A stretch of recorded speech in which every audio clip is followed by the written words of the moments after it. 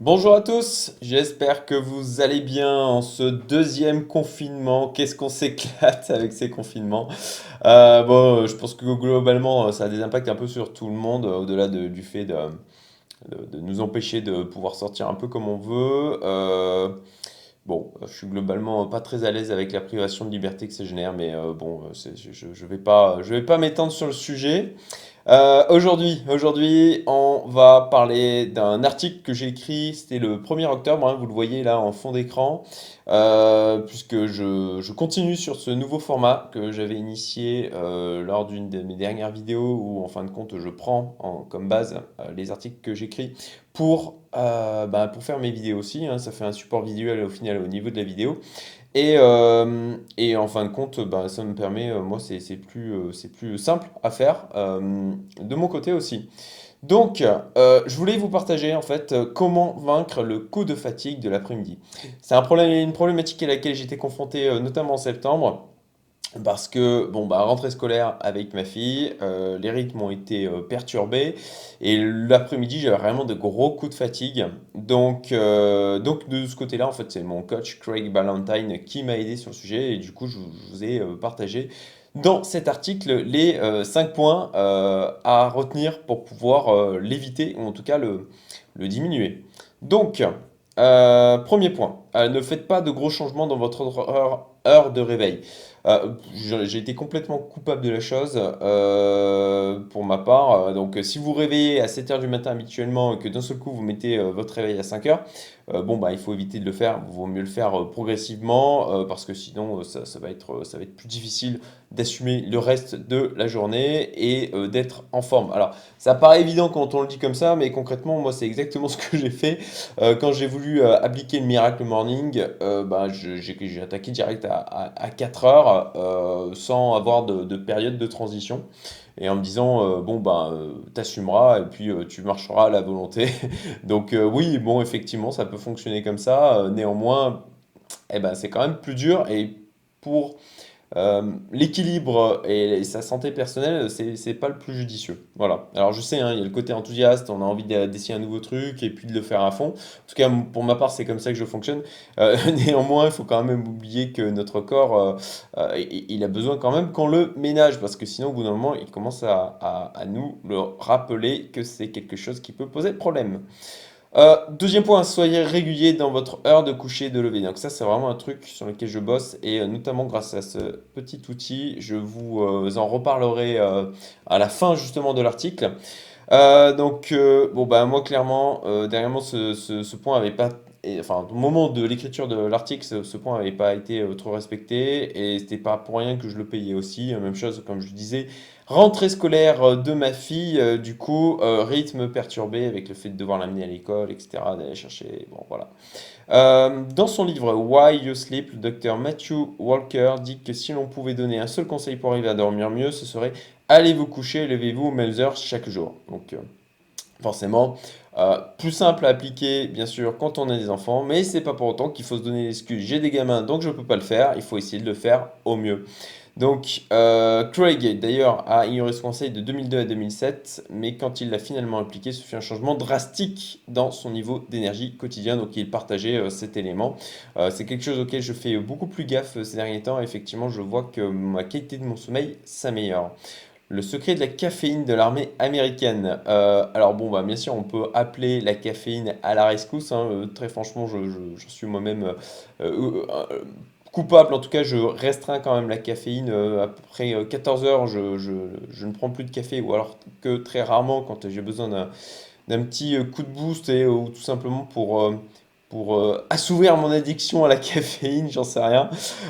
Donc les recherches du gouvernement US ont montré que les performances et le niveau d'alerte étaient meilleurs avec des petites et plus fréquentes doses de caféine durant la matinée plutôt qu'en prenant un seul grand café. Donc pour ma part, c'est ce que je fais, je prends plusieurs cafés dans la matinée plutôt qu'un seul gros comme je pouvais le faire à un moment donné. Donc si vous avez un coup de mou à 14 heures, essayez d'ailleurs, je vois qu'il y a une faute, essayez de prendre 50 mg de caféine à 11 heures. Ensuite, un déjeuner léger, donc manger léger le midi. Alors ça, c'est franchement clairement vrai. Pareil, dernièrement, comme j'ai mon rythme qui était perturbé, donc il m'est arrivé de ne pas manger le midi, le matin, pardon, ou pas suffisamment, et je mangeais plus le midi. Donc bim, je payais l'après-midi. Trop de nourriture au déjeuner va vous ralentir pour l'après-midi, physiquement et donc aussi mentalement.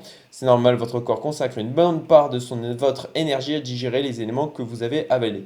D'ailleurs, en ce moment, je suis en train de décrypter en livre audio, c'est Le charme discret de l'intestin qui apprend beaucoup de choses, en fait, pas juste sur la partie intestin, mais au final sur le fonctionnement de sa physiologie d'une manière générale. Je vous le conseille, c'est vraiment excellent. Suivre votre niveau de forme et avoir des indicateurs concrets. Eh ben, l'année dernière, j'avais un bracelet connecté pour suivre mon sommeil. Mais j'avais prévu qu'en fait que ce soit uniquement temporaire parce que le côté aussi connexion Bluetooth en permanence me dérangeait. Donc quand j'ai arrêté de suivre en fait mes constantes avec ce bracelet parce que j'étais arrivé à la fin de l'expérience de la chose, donc il est dans un tiroir, il traîne, hein. Ben, en fait, je me suis rendu compte que j'avais commencé à perdre les progrès que j'avais accomplis, tout simplement. Donc, you get what you inspect, not what you expect. Ça, c'est un truc que me répète mon ami et associé Benoît régulièrement. Et il a tout à fait raison. Et merci, du coup, à mon coach et ami Gianni Bergandi qui expérimente donc cette bague, ce dont je vous parlais donc en début. Donc bon là moi j'ai choisi de la mettre là, mais vous pouvez en fait sur le site Warring, que vous voyez le lien et je vous le mettrai en description de la vidéo.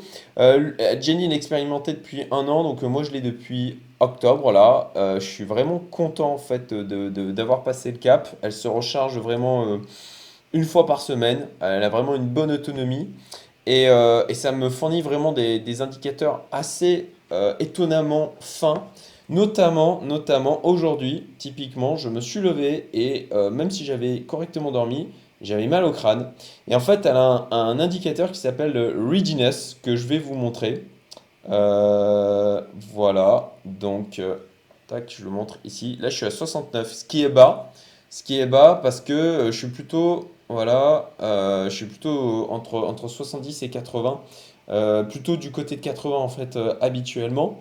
Et donc, en l'occurrence, et ben ça m'a donné. L'indicateur était en adéquation avec le fait que j'avais mal au crâne et que je me sentais pas super bien au réveil ce matin. Donc assez bluffant. Et en fait, l'intérêt de faire ça, c'est que ça va permettre de suivre. Alors, c'est un système de bio-tracking où ça va vous permettre de suivre notamment la température corporelle, la variabilité de votre rythme cardiaque, le rythme cardiaque tout bêtement, votre niveau d'activité dans la journée. Et il va faire des préconisations en fait en fonction de votre niveau de forme, en fonction de sa notation, donc en fonction des paramètres qu'il a pu.